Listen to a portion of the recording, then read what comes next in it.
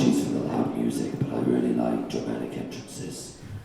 My name is Goshu, a dark cosmic force. I would like to welcome you, and your families, and your friends, and whoever else you brought with you, to Disturbia. Please welcome to the stage your host for the first half, when I can find the music that's going to introduce it. I found it. Please welcome to the stage, Adam Clay. We want to be free. We want to be free to do what we want to do. And we want to get loaded. And we want to have a good time. And that's what we're going to do. Well, wait a minute, let's go. We're going to have a good time. We're going to have a party.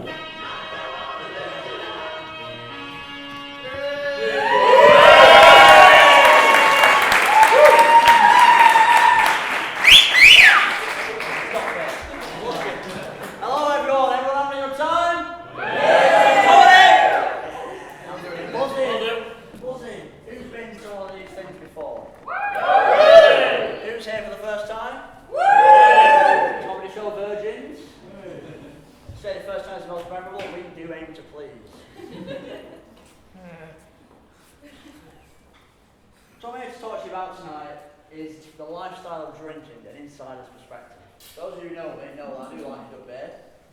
A lot of you here like a good beer a bit more. What do you? So, over the last few years of drinking and going out and partying and handovers, etc., etc., I've seen different types of nights out, like you can see.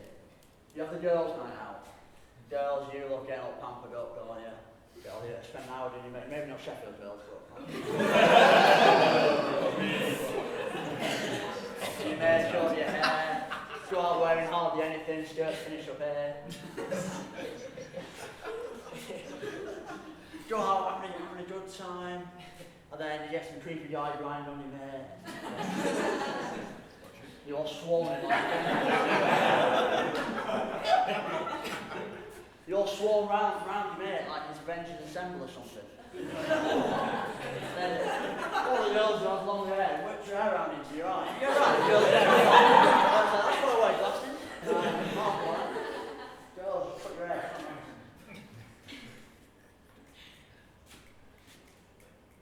Next time night out is daytime drinking. It's not really night out, it's a day out. So you wake up about midday, still battered from the night before. Look where you are. Your mate's sat there watching at you. You think he's been watching you sleep. But you don't have time to think about that, because he's giving you a can of Carling. It's like, get that down, son. This game's about to begin. And so they do. Start drinking at 12, drink through till 6, lie on the floor of a pub for an hour, contemplate the meaning of life. The answer is 42, I'll tell you that. A bit of scram. Go through again till midnight, or 3 in the morning, or 6 in the morning, whenever you want. Either way, you end up in your mate's bathroom, you spin up the last 3 days kebabs, shaking around your shitting dog. Love that phrase, shaking around shitting dog. Next time night out you have is birthdays. Now, everyone loves a good birthday. Person's birthday doesn't spend a single penny. Mates go all out and get absolutely bad. You might go out wearing like girls' uniforms or something. Whatever you want. Thing is, you tend to get so bad you don't even make it out. Midnight, you've been put to bed by your mates. The birthday's not for you, it's for them to watch you. It's counterintuitive, isn't it? Really? Another type of night out is a night to get over your ex-girlfriend. So your girlfriend has dumped you. Not just dumped you by text. Not just by text. Dumped you by text on New Year's Eve. Fat child. Hello.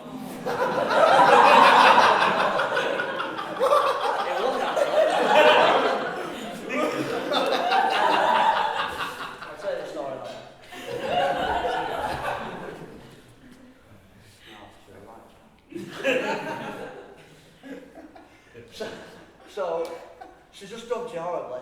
Spent the last 3 nights crying yourself to sleep watching The Notebook. Your mates are watching at you.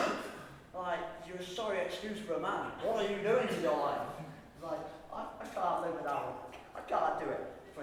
Get up, son. We're taking you out of your shagging tonight. I don't think I can. You're doing it, and that's that. Okay. You and your pre-drinks. Every time you mention a name, you have to drink. It's like, oh, she used to like peach schnapps, then do a shot of it. Oh, she used to like drinking shots, do another. You're absolutely wasted. You're out in the club, your mate's pushing onto every girl there. You're too drunk to know what a girl is. There's a girl with big boobs here, a bloke with antics over here, and you can't tell the difference. The night ends with you in McDonald's sobbing into your Big Mac, and leaving the floor with a valid shooting card. Questioning what you're doing. Another type night out is a night to get back on the wagon. So let's go on. So it's been a few months, just about over Europe, and there's something special about this day. You think, you know what, I don't need that person anymore. Don't need her. You know what I'm going to do tonight? I'm going to go out and I'll meet someone new. I'll make a new friend. What day is it? It's Wednesday. Where can I go on a Wednesday? I know, Topsail Disco. Well, great place to meet people, isn't it? So you get to the club, get straight to the bar, a few blue pints, a couple of reds, a cheeky wee green. And down the end, you're queuing up for the next questionably coloured pint. You look to your left. Do a double take, there's a girl stood next to you.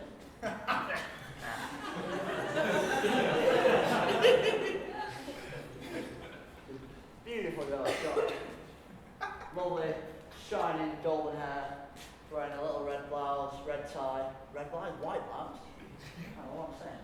Little white blouse, red tie, you know, what's lovely. Little short show, it's not too short, not giving too much away here, not getting pretty to work with. So,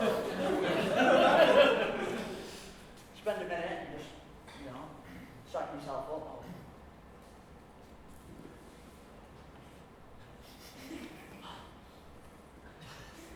Shimmy over to her, bump it into her. Oh, sorry.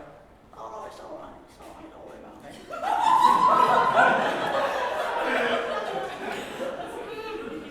No, can I buy you a drink to say sorry? Oh, yeah, okay. I'm Adam, by the way. My name's Katie. Okay, he's on.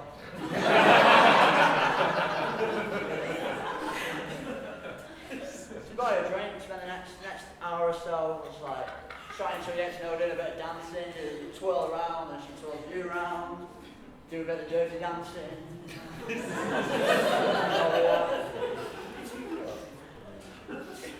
Then you also get another drink, what you intend to be the last drink of the night, and you're queuing up to pay.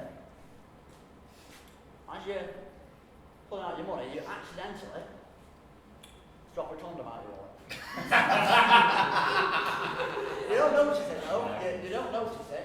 It falls on the floor, but you carry on just as normal, and there's the money, mate. So how much? £8? Scandalous. She bends down, picks it up, looking at it, and before she gives it back to you, she has a quick read, it says, extra large magnum condom. You don't have an extra large penis at all, but she doesn't know that.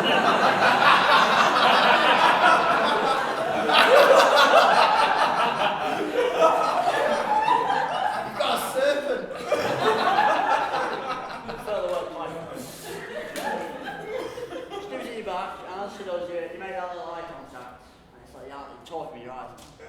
She's looking back. And you're all thinking Big Man Bush, she's thinking Ding Dang Do. Away you go.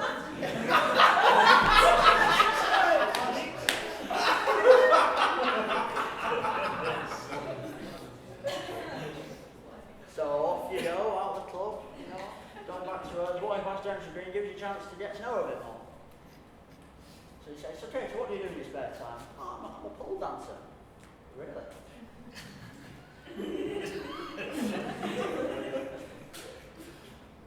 And what do you do, Adam? Oh, I do a bit of stand-up comedy. I'm doing a show on Friday, actually.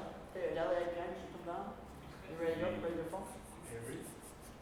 However, she's not here tonight, sadly. Oh. And it's because of what happened next. I asked her one question. She never asked the girl. One question. If I just kept my mouth shut, it'd been alright. And I tell you, it's not what you're thinking. I said, Katie, where are you from? Next 4 words that come out of my mouth. 4 words that no man wants to hear, no one ever needs to hear.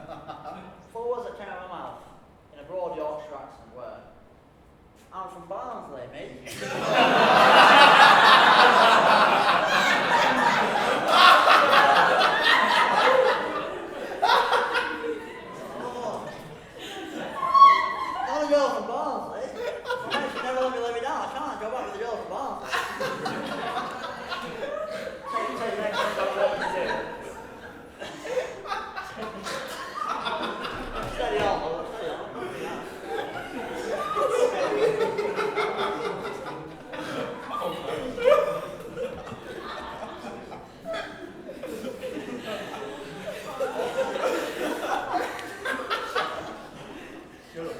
Then you're thinking, what can I do next? You've got like an angel and a devil on your shoulder. I can't tell you what to do. It's like, she's a pole dancer. Barnsley. She's really good looking. Barnsley. You haven't had sex for a really long time. Barnsley. You can't do it. You can't go through it. It makes you want to go down. And you think a million miles an hour, what can I say to her? What can I say to her? Like, you'll be like, oh, I'll have my jacket in the floor. You'll get it. I'll come back to you. Or you could say, I have a lot of work to do tomorrow. I have a meeting at like 9 a.m, so I'm really sorry I'm going to end the night. But no, you're drunk. You don't say that. Because you're too thick to say something like that. What you say to her is, sorry love, I've got to feed my cat. and she's looking at you like,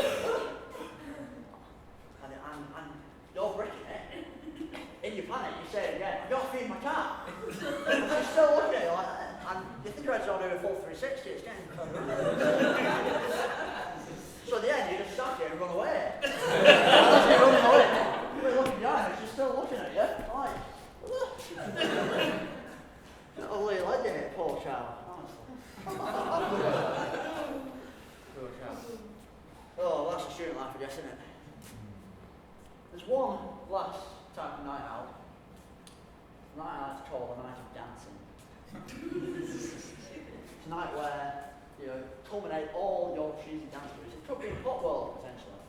Where you make all the dance moves out of day-to-day activities.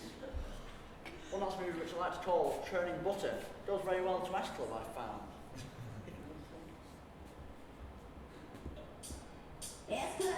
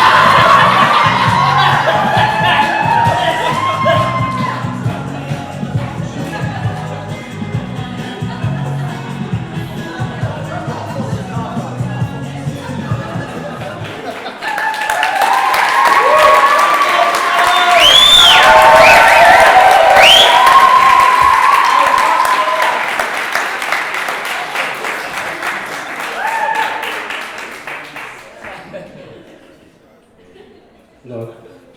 Hello. We have a really funny joke where Adam was going to come back on and clap his own stand-up, but as he's not on stage at the moment, I'm just going to sit here with a mic. Hurry up, Adam, I can only pan for time so much. Stand up good, everyone.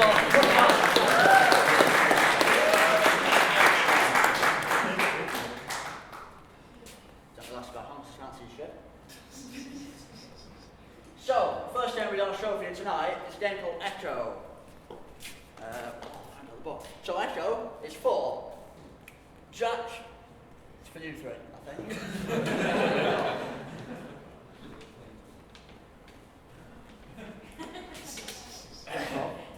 So, can I introduce our performance for tonight? We have Vince. We have Letters. We have Jack. We have Callum. I'd like to thank Barney at the back for filming for us.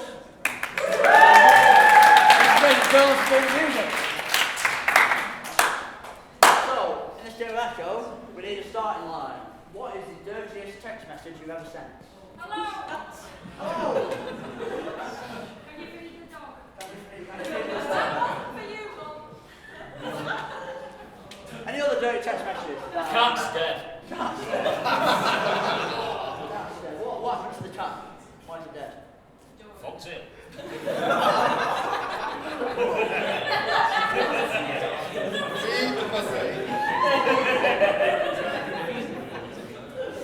So, cat's dead. That's the starting line. I don't care how it's dying, as long as it's not that. This is Echo. So take it away. The cat's dead sick of your attitude. I haven't got an attitude. You have. Every time he comes round, you're always like, oh, don't go near me, don't shed fur. I have allergies. Yeah, but cat don't know that, does he? I've told you enough times. I have allergies. Make my eyes cry. Yeah, good. Don't understand, does he? Well, he should. Do you want to get a dog instead? No, that's just I have fur. Oh, okay. Well, what about hedgehogs? Is that fur? Is it hard fur? Never mind. All right. Furry bellies? Okay. What about a seal? That's not big enough. Ah, okay. Right. We could adopt a child. Right. Yeah. Like a human. Well, yeah. Like a human. Yeah, they've got hair up there, so it's, you know. Oh, you're alright with them then? Yeah. Alright, well, you can't yell at the child either, you know. Echo, you can't yell at the child either. Now you can't yell at the child, Eve. All right then, I won't. Well, I guess that wasn't really a yell, but it was still an increase. Don't worry about it. Whatever happens, I'll be as quiet as possible. Right, well, try and match my voice. So match. God, your ears have come off. The only way I can hear is that I take my ears off. This will just fit in. I see. So, well, what do you come to teach the kids today? Well, I've come to teach them about my culture and basically about how if you're an alien coming to either the UK or the you want to have your proper documents ready. I, for example, set in the ear rental document in 3 weeks ago, and I'm here today to talk to you children about filling in documents. So The importance of bureaucracy, you know, that's what we're about. So this Echo, that's what we're about. And that's what we're all about. Oh, the okay. Excuse me, sir, do you know the deceased?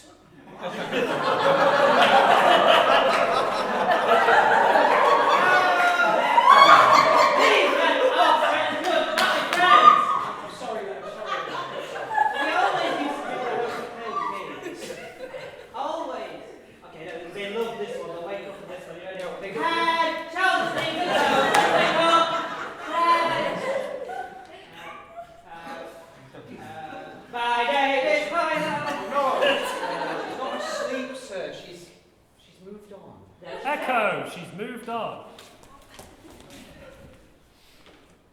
She moved on now. Don't worry.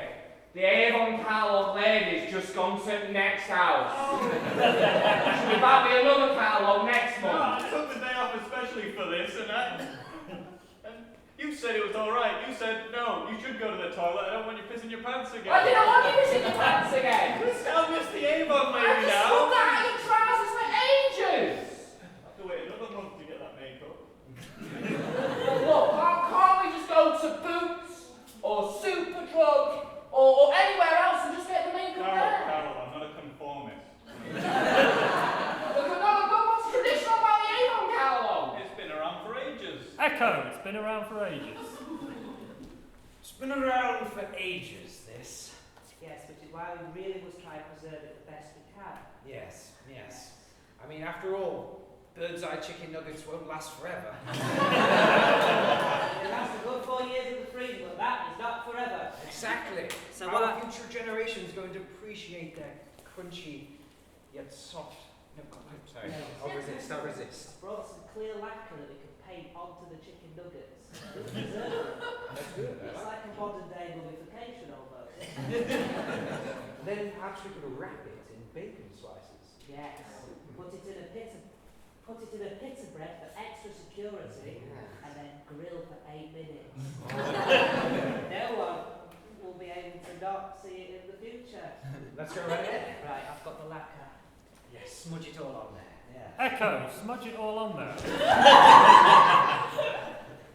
Just smudge it on all there. Alright. So, Echo, oh!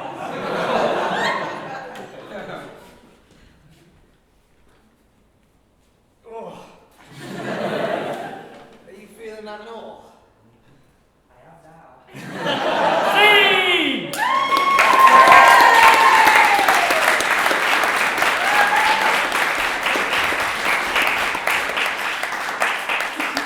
Fantastic. So the next game we'll play is a game called Whose Lines. This is a game for Callum and Vince.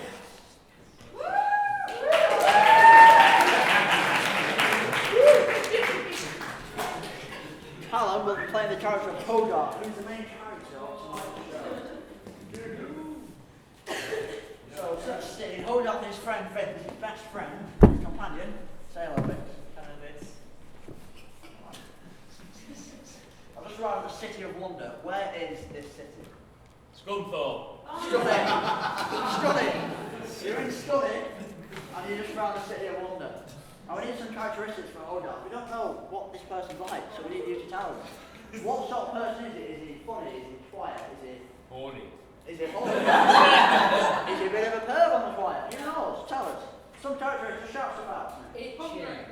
Bitchy? Itchy. So he's always itching himself. Bald. I mean, you can't really tell if he's bald, can we? Afraid. Itchy, afraid. So one more. A general one. Having an existential crisis. You're constantly having an existential crisis. So you're a bit nervy, you're bald, and you sometimes get an itch. So this is his lines, using the stuff that you wrote down for us before. So, his lines. Take it away. Hello, Vince. Hello, Helga. Here we are. The City of Wonder. Gone for. Wow, look how bleak and dreary it is. My favourite. Yes. We could have gone anywhere in the universe. Yes, And you brought but not the City of Wonder, Vince. No. I suppose you're right there, Helga. Look at that sign, Vince. Wow, it says. It says. Oh, you tell me. I'll tell you. My eyes are better. Yes. It says burger, bouncing, concentration camp.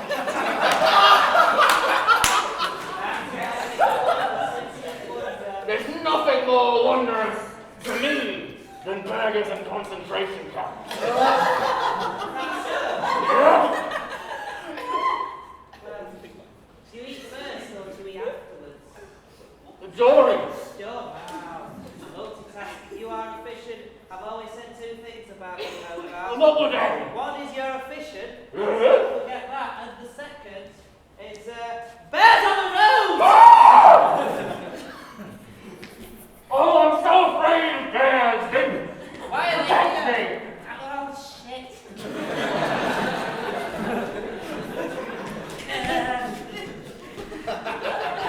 Is it gone? I'm not sure.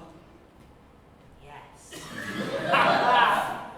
Are there any more perils in the city of wonder? Are there any more perils? Well, I hope not. Because after that battle, I'm ever so afraid. Yes. Oh, I just really hope. Oh, don't get scared. You flares you up with your... Oh, I'm so scared. Don't worry. I'm so existential. Don't worry, I brought you cream, no doubt. You want cream? Let me read the instructions. What is it? I know how to do cream. Not this time. It's new. You cream? Apply directly to the affected areas, being mindful at any time. Play-Doh. Oh, just scrape it off right off then. Just scrape it off. Scrape it off. Scrape it off.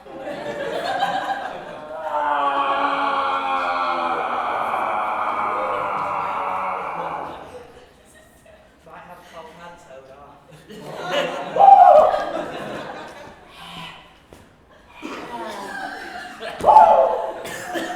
Be gentle, Vince, gentle.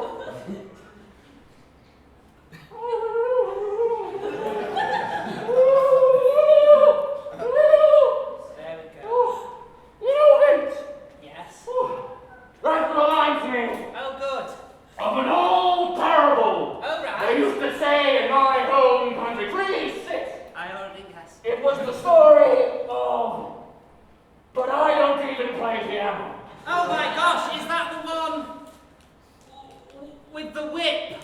Yes! I love the one with the whip. There was a young little boy who couldn't play piano, and I whipped him to death.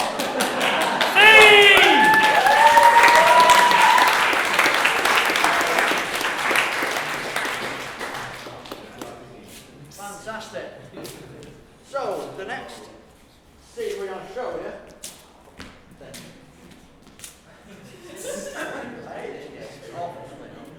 Next game I'm going to show you is called Hollywood Director. This is for Callum, Jack, and Letters. And in this game, Letters will be portraying the hero of Hogarth. So we're making a film about Hogarth's life. That's what we're trying to do. First, we need a genre of film. What's your favourite type of movie? Erotica. Fantasy. Fantasy. What kind of fantasy film? Lord of the Rings. Lord of the Rings. A bit more general than that. It wasn't in Lord of the Rings at all. Huh? Medieval fantasy. You know, a medieval fantasy film where Hogarth came from, apparently. And what is the name of this medieval fantasy film? I need to feed my cat. I like it. We're like a comedian. I Need to Feed My Cat is the name of the medieval fantasy. Lastly, what is the most mundane job you can think of? Comedian. You know what the door is? That's 1 point you're over. So, that is over it. Call centre. Call centre. Call centre, yeah, that's a pretty mundane job. So, we're in a film called Need to Feed My Cat. It's medieval fantasy. Call centres. So this is the Hollywood director. Take it away. People of Plusnet, I command thee to give us forth all of your whiskers packets, for the king's cat is hungry. Why here, my lord? Why here? Hitherto, my Felix pouches. Felix pouches are not good enough, squire. But it is all I have. Can't we just eat the cat? Well, if we're going to eat the cat, then we'll get rid of all this grog and mead. If we don't have any grog and mead, then what? We could have my pouches. For the last time, squire, we're not eating cat food. That's for the king's cat. All easy. My pouches! My beautiful pouches! Boys, you're being really unruly now, and I'm getting a bit peeved. No. Hold it right there. Can't. I'm sorry. I'm there trying to shoot quality material, and you three are not performing at all. Sorry. We're trying to tell Where's My Cat, the life of Hogarth. Yeah. Now, you're doing a great job, actually. Kudos to you. But did you not read the script? Well, no. Your character is 2 foot tall Oh, yeah. and speaks exclusively in Spanish. Exactly, yeah. And your character is a brachiosaurus, but you don't want anybody to know. And you know he's a brachiosaurus, but you can't tell him because he only speaks Spanish. It's a really chaotic call centre if you ask me. So there again, I didn't write the script. Okay, action!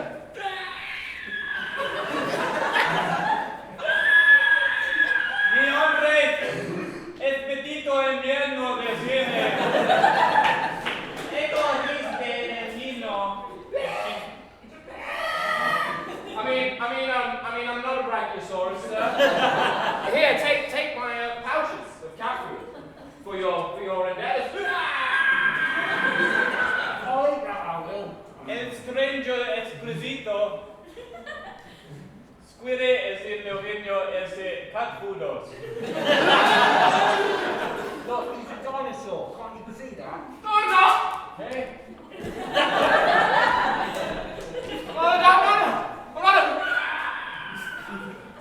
No, niño, mis métodos niños es el pibe. What'd you call me? Magnifico. Cut! Wonderful stuff.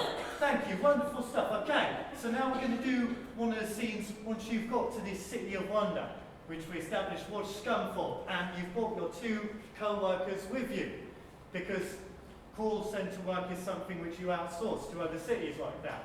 And so you're here trying to find the cat in Scunthorpe for your call centre. Okay, action! The fairground ain't open yet, silly boy. What are you looking at? Someone says. Where will we find the cats? Learn to talk. I needed to for the sake of completing this goal. And I have found diccionario. Dictionary, you idiot. Inglés and Espanol.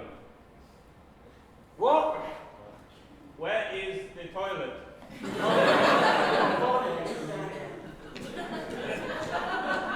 Basically, you just lean off the edge of the pier and you just let it into the ocean.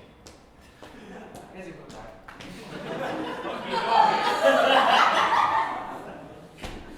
That's nature intended, you know? I am too small. Can you hold me off the edge of the pier? Okay, cut! So now, we're about to go into the next scene where you are holding him off the edge of the pier, except, yep. My knees hurt. Well, you should have told us that you wasn't 2 foot tall when you auditioned for the role. Okay, so you will be being held off the edge of the pier, and as this cut happens, an army of killer sharks will approach you and start trying to devour you all, and you've already lost 2 limbs. Select them at your own discretion. Okay, action!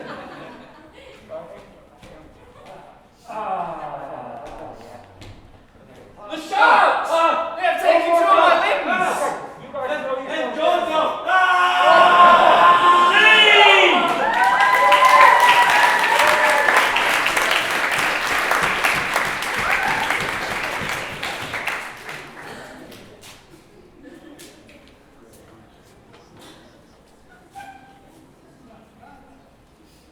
So the next act and the last act of this first half is another stand-up. So he was bringing you Japan, now he's bringing you words of faith and devotion. It is Mr. Jacob Jones. Big round of applause, please.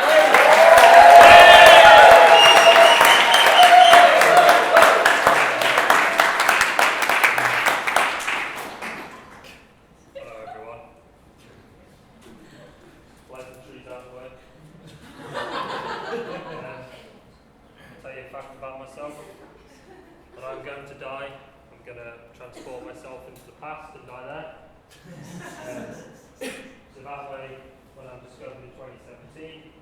will only be able to use carbon dating to identify me. I'm giving up my body for scientific purposes. My first joke. My second joke is there are people who own pets just so they can become eligible for 50% off pet food vouchers. It's not as funny as the first joke. The third joke can only be done once. Allow me to demonstrate.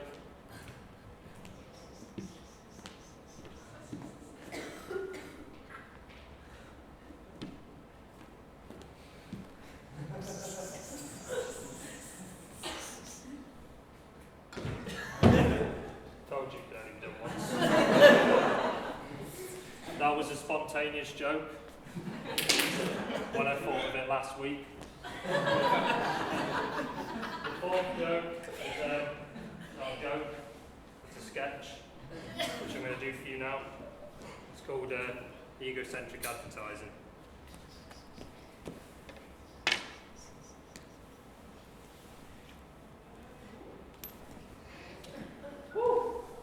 I'll tell you, playing that character can get pretty dense. So basically, people always say to me, you know who you remind me of? I was like, who do I remind you of?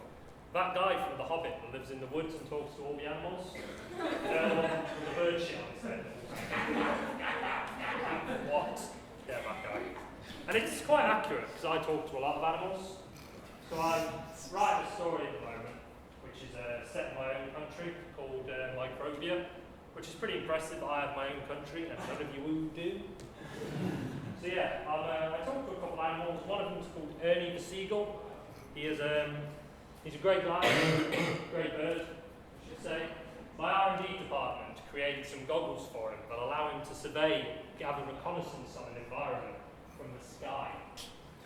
The second animal, although he's slightly further down the food chain, is Dennis the pot-smoking frog.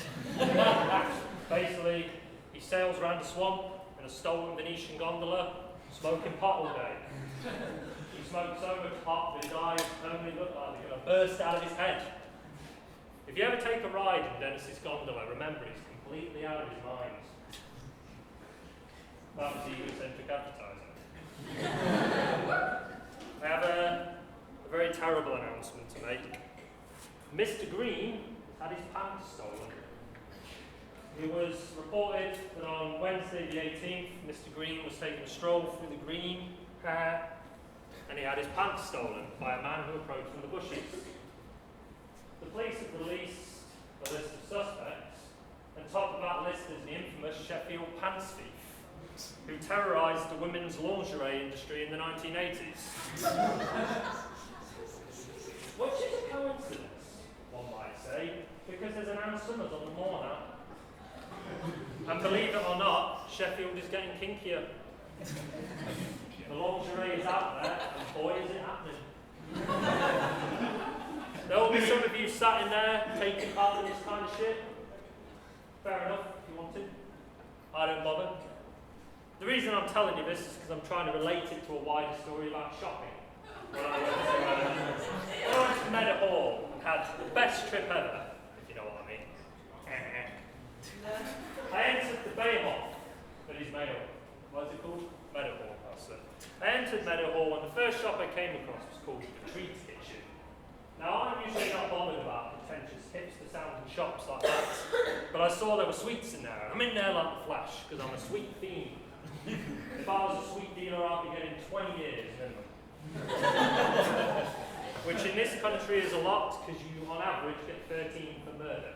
So I'm having a look around, seeing the sweets, and I spot some sugar-free strawberry sweets.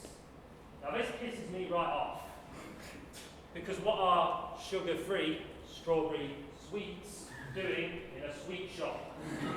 Sugar fiends like me want to indulge our addictions to the biggest hits, and I'm talking big hits. Enough to knock you out. I left the shop because I only really eat Haribo, to be fair. There was none of them in there. So I walked down, turned left, and I come to the entertainer toy shop. So I'm a big fan of toy shops, me. If there's a toy shop in the area, I'm going, without a doubt. I enter the toy shop and there's a good-looking woman on the till. I think, okay. Well, impress her with my toy selection, then we're off. I'm a connoisseur when it comes to Batman toys, and it just so happens they had a new range out in the Entertainer. It wasn't just any Batman toy I bought though. It was the armoured Batman from The Dark Knight Returns. The suit he wears when he does battle with Superman. Which is pretty impressive as Batman is a man. And Superman is a man who is super. Thus contrasting the two power levels. Just a little interesting fact for you.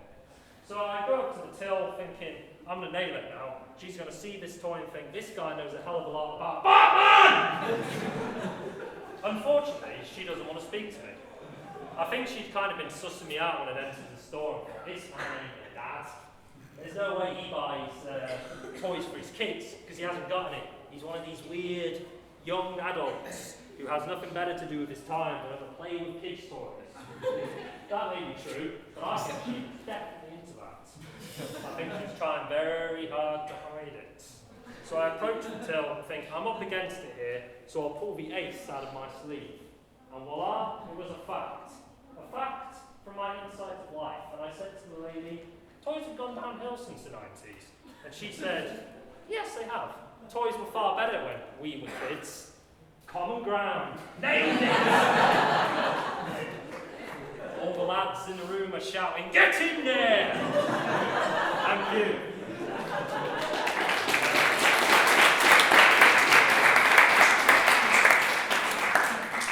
I'd love to walk into a Victoria's Secret and go, so how are we doing, ladies?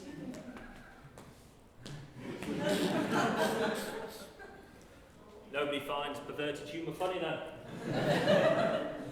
This one's better. I went into HMV. Hooray! In HMV, I spotted a film called Into the Woods, which I picked up and browsed.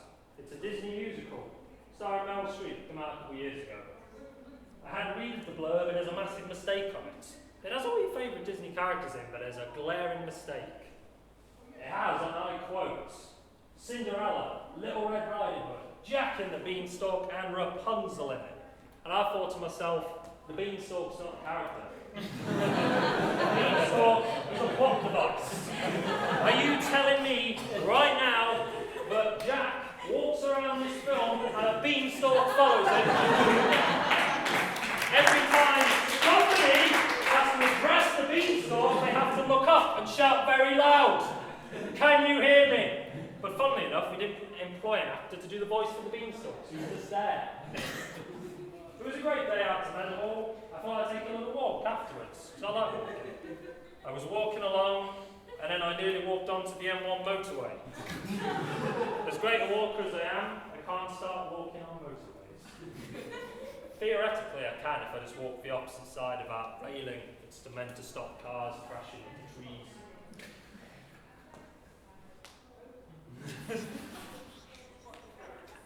I've been playing video games since the age of its not relevance. I love it / hate it. When there's that one part of the video game you get to, you just can't beat, you get angry, because it's often very simple. You start pummeling your beanbag chair, throwing your control against the wall, shouting so loud that your parents can hear in the living room. This very violent escapade took place when I was playing God of War. Now, God of War's a great game. You're chasing after Pandora's box, and it's located in the Desert of Souls, in the temple on the back of the Titan Kronos. Nobody into ancient Greek mythology now? What's that about? Ancient Greek mythology is great. There were so many badass dudes hanging around ancient Greece that if you wronged them, they simply destroyed you. That's what this country needs. He was getting on my nerves, so I shot the bastard. So I get to the bit in the temple dedicated to the god Hades. And all I have to do is start at the left side of the room and make my way to the right side of the room. But I have to walk across a set of beams. Now this may seem very easy to someone that plays, I don't know, Call of Duty all the time, or just walking across beams. Back in 2005, if you played video games back then, developers used to love dicking you over. To go left, you have to push the analog stick to the left. There's no forward, turn left, forward to go again. No. That is way too easy. I fell off so many times I felt like crying. The funny thing is, when you get really pissed off at the game, that's it. It's terrible. You don't want to play it. Why did I buy it? Waste of time. As soon as you get past that next bit, it's back to the, oh man, this game is great. I'm so glad I bought it! The energy's feeling a bit low, so we'll pick it up with the cocaine sketch. It's funny how people laugh when drugs are mentioned. Welcome to Sheffield.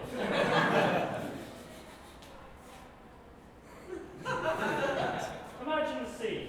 Sheffield train station. A lean, well-groomed yuppie is running for the train. He's a dick. Of course he is. He's a yuppie. He's not going to be anything else, is he? He gets on the train and enters first class. But this aura of invincibility is smashed by a grandma. What's the grandma doing, you ask? She is sat in his reserved seat. Now he's peed off at this. He had to click an extra button to get this seat reserved for himself. He tells her to move and the grandma says, no. He gets annoyed and has to go sit in coach B, which is a quiet class. He's stressed out. He's had a busy day at work. He's a yuppie. He's making $1 million deals while you guys are sat there not making $1 million deals. He starts to do the shit because he gets angry. He gets stressed. So he goes to the loo, one of the dingy cabin toilets you get on trains in what country are we in? England. So he has to sit down, prepares to go, and has to think to himself, I'm not working tomorrow, and it's a Friday, which is why I'm not working. How can I get a couple of lines going? So he pulls out a little bag of cocaine. I've got nothing to snort it with. Oh yeah, I've got a £20 note. Perfect. For those cocaine-fueled train journeys from Sheffield to Nottingham, stopping at Chesterfield, Derby and Nottingham. He pulls out his credit card. Okay, yeah, I'm feeling this. Oh, damn, what a day! Man, that's good. Okay, I'm ready for the second one now. Oh, shit! Ah, too much! Oh, my nose! Oh dear, he's dead. Not literally dead, he's just a bit too high. He's sat on the table, what's it called? The toilet, not the table. Rubbing his legs like that. Thinking, what am I gonna do? What am I gonna do? I can't shit because I've just had coke. Nightmare! He leaves the cubicle, storms back to his seat. He is pissed. He's like a horny paedophile, moving around with satellite eye dishes. Satellite dished eyes, no wait. Satellite dishes for eyes, wait. Eyes like satellite dishes, there we are. He sits down, needs to make some calls, because the work day is never over. He calls Steve. Steve, I'm messed up! The grandma from earlier on has now moved into Coach B. I don't know why she was in first class. She's sat there. Could you be quiet, please? This is a quiet coach. Phone down, angry, suck on this, grandma! Back to the toilet he goes. Blood and cocaine coursing through his veins. He sees a guy enter the toilet, pull him out. Boom! Boom! Boom! Hands down. He sits in the toilet. It's all going wrong. He's had too much cocaine and he needs to sort this now! And he thinks to himself, what am I going to do? What am I going to do? What am I going to do? What am I going to do? I know it. I'll have some more cocaine and kill everybody on the train. Perfect.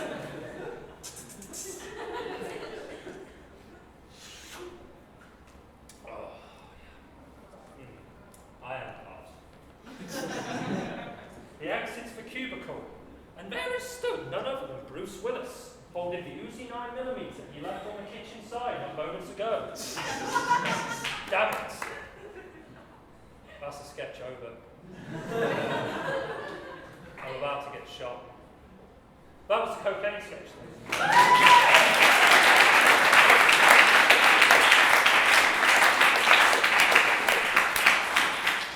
Let's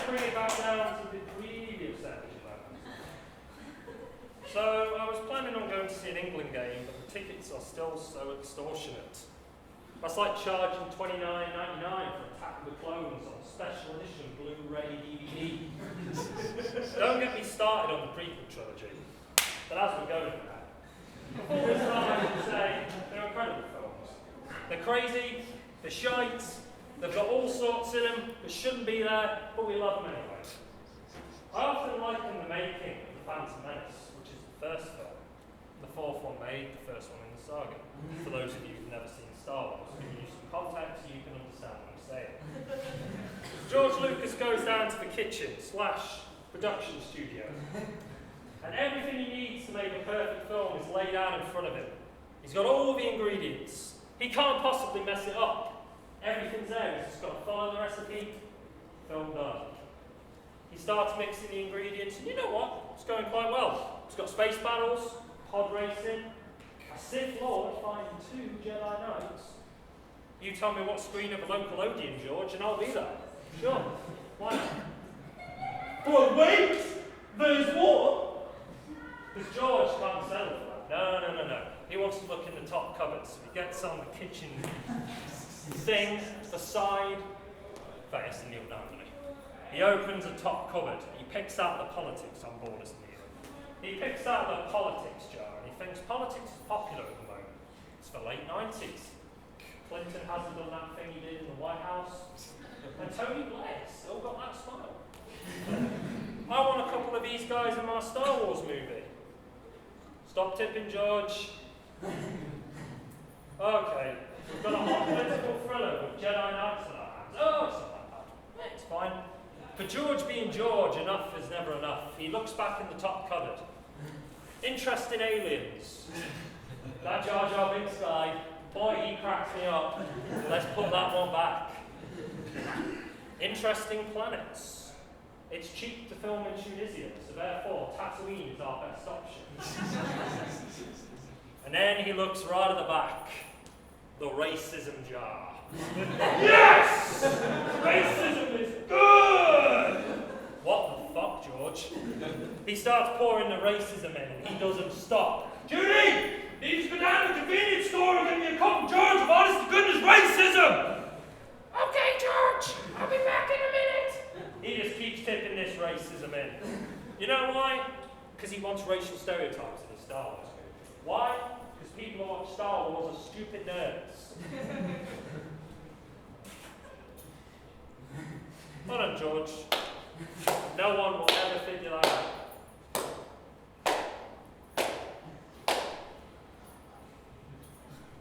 I considered doing some stand-up about a security guard I knew called Clint. I debated this long and hard because I thought it's quite nasty to do it. But then I thought, I'm not taking the mick out of him, I'm enhancing his comedic value. So therefore I should do it. So there I am, working in my store, back when I'm a colleague. This guy comes in to cover for one of our security guards. He starts talking to me, a guy called D, about this world-famous DJ that's playing the Viper Rooms the other night. Okay, Chris. Who was it? And he says, oh, yeah. It's a man called DJ Headman. Me and D look at each other and I go, what? D goes, yo, is this man daft or what? He's right, because who the hell calls themselves DJ Headcandy? Nobody has ever made a career of being called Headcandy. Chris gets upset. Me and D are ripping the shit out of him. He gets upset, but he's one of these guys that sniffs a lot when he gets upset.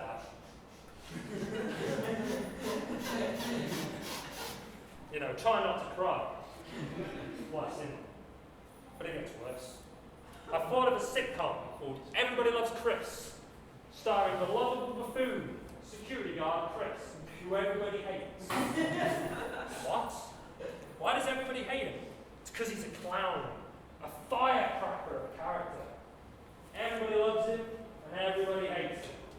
Chris is the kind of guy who farts in his own van, with the windows up, and then sits there pissing himself laughing and smiling. No one knows why Chris even owns a van. He's a security guard. He doesn't transport anything. The only things in the back of his van are spare parts to his own van. Despite his flaws, Chris is a player with the babes. They love that hunky beefcake. And in one episode of Everybody Loves Chris, Chris has got to take a woman out on a date. Her name's Evie. She's okay, by my standards. That's not mean. It's mean towards me. Thanks for the aww. I didn't want one. I've lost track of the story now. Where was I? He's going on a date with Evie. Okay. He turns up in the van. He could have hired a car for a bit of class, but no. Chris turns up in a van, playing Simply Red. Oh, Chris. She told you she liked prog rock. So Chris went out and bought Simply Red Best of and a tub of cream for some reason. I count 4 people got that joke. Well done to the prog rock fans in the room. Does anybody know what prog rock is who didn't cheer yes? Just one. There's about 5 people who understand what prog rock is, but that's not the point, so forget it. So Chris takes her out and you're thinking that's it. Date over, but no, Chris does well. He wines and dines her, and she falls in love with a mental security guard. Things kick up a notch when they start to decide what?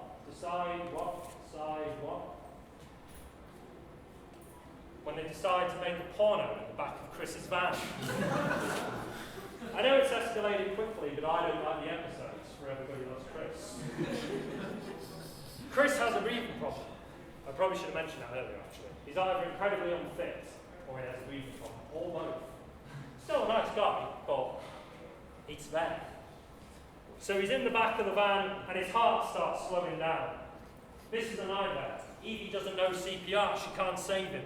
The only way Chris can save himself is by having uber fast sex in the back of his van. By the time his heart is pumping, the van is shaking from side to side. The wheels are gone. Disaster is yet to strike, though, said that one audience member. Because Chris has parked next to a cliff. Oh, Chris! Angry middle-class fathers are shouting at the TV, throwing their beer cans, going, Chris! He's left the handbrake off as well, so the van's going over the cliff. Chris doesn't die, though, because there's another 6 seasons after that episode. Tune in next week for another episode of Everybody Loves Chris.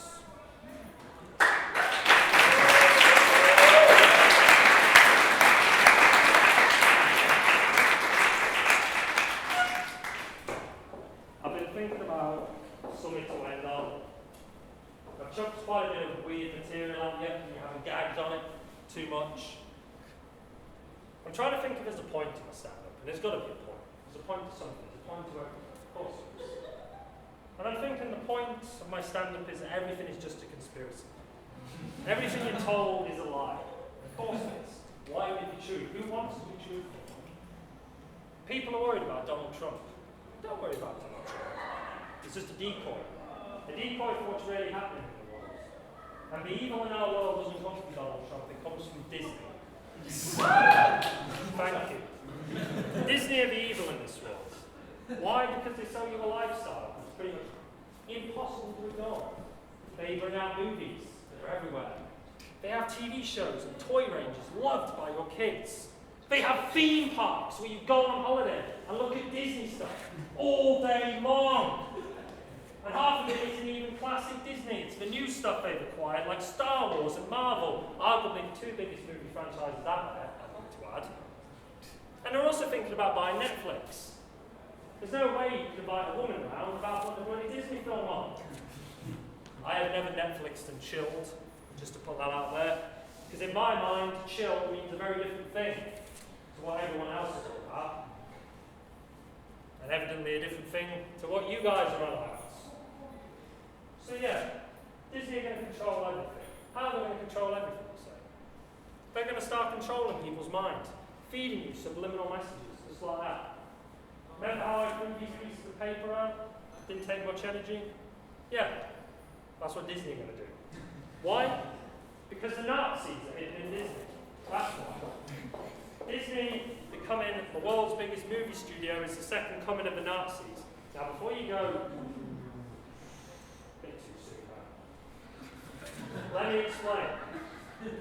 The Nazis hoard all their gold in Nazi Germany. The Russians are approaching from the northeast. The Russians are approaching from the east, and the Allies are approaching from the west. The Nazis hoard all their gold onto the submarines and they leave Germany as quickly as possible. Common consensus is that they've gone to Argentina. They've gone to America to meet up with our old pal, Walt Disney, to bankroll the biggest movie studio in the world. Power at their fingertips through the art of cinema. They can topple the entire world through cinema, which is pretty damn impressive, and it's how I would do it.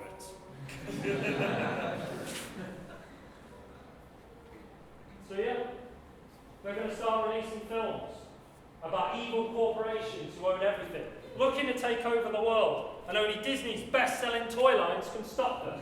Iron Man, the Incredible Hulk, Darth Vader, Jack Sparrow, Buzz Lightyear, and Mickey Mouse. Oh, I know. And you guys are going to love it. And you sat there quietly because you know I'm telling the truth.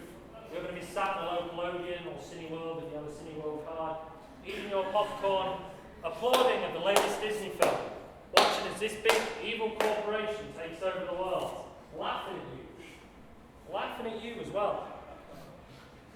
Unfortunately, this is true, because as the former Queen of Naboo, Padme Amidala, once said, so this is how democracy ends, with thunderous applause.